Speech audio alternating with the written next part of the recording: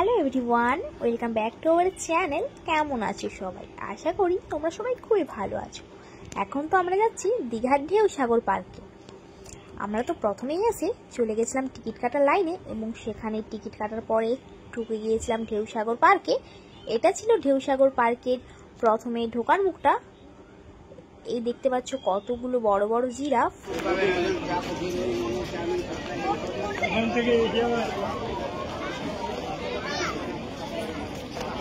এরপরেই চলে গেছিলাম ঢেউসাগর পার্কের মূল আকর্ষণ জাম্পিং রোপে। আমার তো খুবই ইচ্ছে ছিল ওটাতে ওঠার, কিন্তু স্কার্ট পরে যাওয়ার জন্য আমি আর উঠলাম না। তো ওখানেই দাঁড়িয়ে দাঁড়িয়ে অনেকক্ষণ দেখছিলাম জিনিসটা। পরে আমি সৃজানকে বলছিলাম যে তুমি কি ওটাতে উঠবে? তো চলো ওর রিয়াকশন দেখা যাক। তুমি তো উঠবে? উঠবে? হ্যাঁ, আচ্ছা। আমরা তো ঠিক করেছিলাম আজকের সন্ধ্যেটা ঢেউসাগর পার্কেই কাটাবো, সেই জন্য আমরা এখানেই দাঁড়িয়েছিলাম আর বসে বসে ওই জাম্পিং রোপটা দেখছিলাম। কারণ উঠার যতটা না ইচ্ছে ছিল, ওখানে বসে বসে দেখতেও আমার আরও বেশি ভালো লাগছিল। তো অনেকেই দাঁড়িয়েছিল এই জাম্পিং রোপের জিনিসটা দেখার জন্য।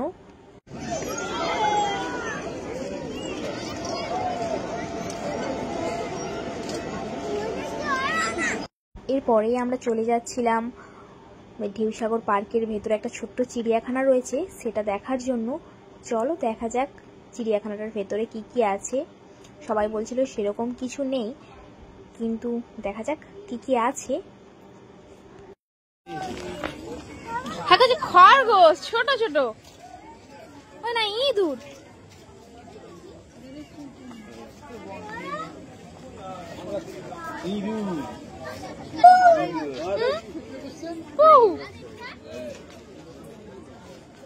এটা কিছু নেই। চো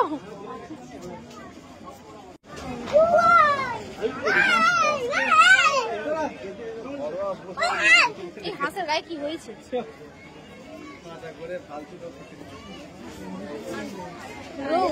চিড়িয়াখানার ভেতর তো কিছুই ছিল না, খালি দুটো খরগোশ, হাঁস আর ইঁদুর। যাই হোক, ওখান থেকে তো আমরা বেরিয়ে গেছিলাম এবং এরপরেই আমরা চলে যাচ্ছিলাম সমুদ্রের ধারে। দিনগুলোর মধ্য থেকে হাঁটতে তো আমার বেশ দারুণ লাগছিল। আমার বড়দি আর কচিরা সব এগিয়ে গিয়েছে আর আমি তো পেছনে আস্তে আস্তে এগোচ্ছিলাম। বাবু দেখ, একটা মাংকি দেখবি? এই তো তুই মাংকি। বাবু একটা হনুমান দেখাবো। ওই দেখ, না তুমি প্রচুর আনন্দ বাবা, প্রচুর আনন্দ।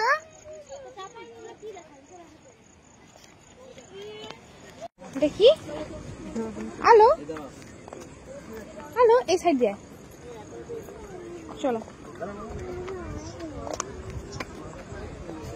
চলো আয় বাবা, চল বাবু চলো, তোমাকে দেখাবো। চলো সিংহ, সিংহ দেখছো? সত্যিকারের, এখানে গেলে কামড়ে দিবে। যাবি? কে বদমাশি করতেছে? তুমি। চলো সিংহ ধরাবো। চলো চলো চলো চলো ধরাবো, চলো চলো ধরাবো।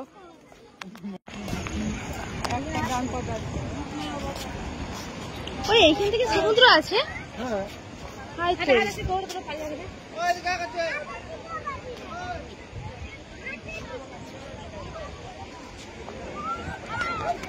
প্রচুর বাতাস, দারুণ। আমরা তো এখন চলে এসেছি ঢেউসাগর পার্কের পেছনের দিকটা, আর এখানে তো বসার জন্য একটা বেঞ্চি রয়েছে আর এখানে অনেকগুলো দোকান রয়েছে। যাই হোক, এখানে দোকানগুলোতে প্রচণ্ড দাম আর প্রচণ্ড ভিড় ছিল, তার জন্য আমরা এখানটায় কিছু কিনিনি। তো আমরা চলে গেছিলাম আমরা যেখানে রুম ভাড়া নিয়েছিলাম সেখানটায়। কিন্তু আমার বাবু বায়না করছিল ও এই জিরাফ ছেড়ে কিছুতেই যাবে না, তবু ওকে ডাকছিলাম। তারপরে ফাইনালি ওকে মানিয়ে নিয়ে আমরা তো চলে গেলাম দীঘার সমুদ্রের কাছে। এখানে এসেই তো ওরা বায়না করেছিল যে ওরা গাড়িতে চাপবে, সেজন্য ওদেরকে গাড়িতে চাপানো হচ্ছিল।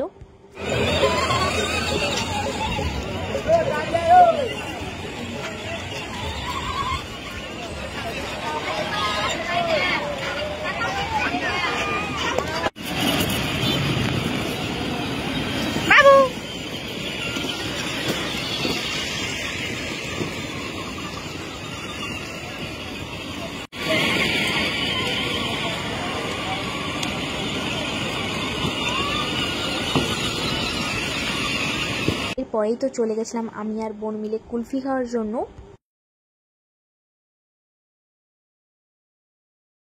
এরপরেই তো চলে গেছিলাম কাঁকড়া দোকানে কাঁকড়া খাওয়ার জন্য। আর এগুলো চিকেন আছে, 230 টাকা দেন। চিকেন আছে স্যার।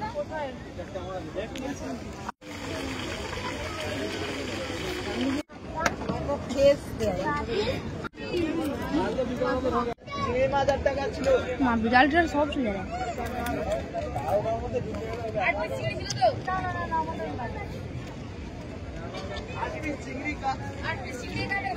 কাঁকড়া খাওয়ার পরেই আমরা অর্ডার দিয়েছিলাম চিকেন স্টিক পুরা, আর সেটাই আমাদের এখন ওটা পোড়ানো হচ্ছে।